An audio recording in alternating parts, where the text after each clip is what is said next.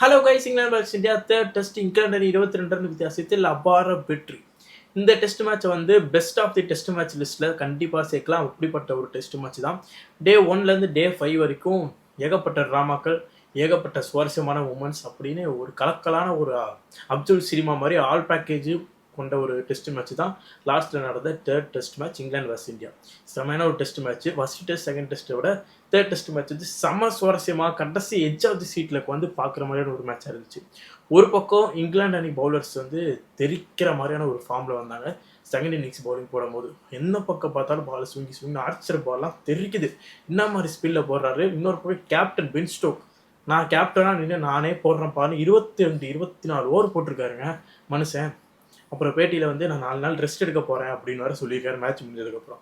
செமையான ஒரு கேப்டனாக வந்து ஏகப்பட்ட மூவ் எடுக்கிறது எல்லாமே செமையாக பண்ணார். அதே மாதிரி நான் பவுலிங் போடுறேன், நீங்களாம் ரெஸ்ட் எடுங்க, நான் கேப்டனாக நான் பவுலிங் போடுறேன் அப்படின்னு பவுலிங் போட்டு க்ரூஷியலான விக்கெட்லாம் எடுத்தாப்புல. இந்தியா அணி பொறுத்த வரைக்கும் ஜடேஜா தி வாரியர் டெய்லண்டரை வச்சு கடைசி வரைக்கும் கொண்டு போனார். 22 ரன் வித்தியாசத்தெல்லாம் நம்ம தோற்றுருக்கோம். 22 ரன் அடிச்சிருந்தால் ஹிஸ்டாரிக்கல் வின் ஆகிருக்கும். அதே பக்கம் ஜடேஜாவை நம்ம பாராட்டி தள்ளியிருப்போம்.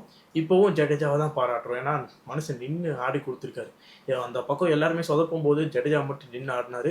ஜடேஜா, டெய்லண்டர், பும்ரா அண்ட் சிராஜை வச்சு எவ்வளோ தூரம் கொண்டு வந்தது பெரிய விஷயம்னு சொல்லலாம். அதுவும் சிராஜெலாம் அவுட் ஆகிருக்கவே கூடாதுங்க. அதெல்லாம் வேறு மாதிரி அவுட் ஆகிருந்தால் கூட மனசாரி இருக்கும். பட் அந்த ஒரு விக்கெட் வந்து ஒரு ஹார்ட் பிரேக்கிங் மட்டும் தான் இல்லை இந்திய ஃபேன்ஸுக்குமே. ஏன்னா சிராஜ் டிஃபென்ஸ் வச்சுட்டாரு, பட் பால் பட்டு ஸ்டம்பில் போய் அடிச்சிச்சு. லக்குன்றது இந்தியா பக்கம் இல்லை, சிராஜ் பக்கமும் இல்லை. லக் இந்தியா பக்கம் சிராஜ் பக்கம் இருந்துச்சுன்னா அந்த பாலை சிராஜ் காலை வச்சு தட்டி விட்டுறதா இருக்கட்டும், ஏதாச்சும் ஒன்று பண்ணியிருப்பார். பட் லக்குன்றது இந்தியா பக்கம் இல்லை, இங்கிலாந்து பக்கம் இருந்துச்சு. இங்கிலாந்து அணி ஜெயிச்சிருச்சு.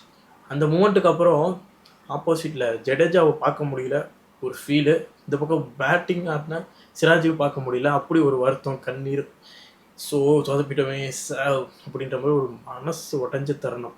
ஏன்னா இவ்வளோ தூரம் கொண்டு வந்திருக்காருங்க ஜடேஜா. எங்கேயோ இருந்த மேட்ச் இவ்வளோ தூரம் கொண்டு வந்து ஜெயிக்க வேண்டிய மேட்சை வந்து தோல்வி அடைஞ்சிருக்கு இந்தியா.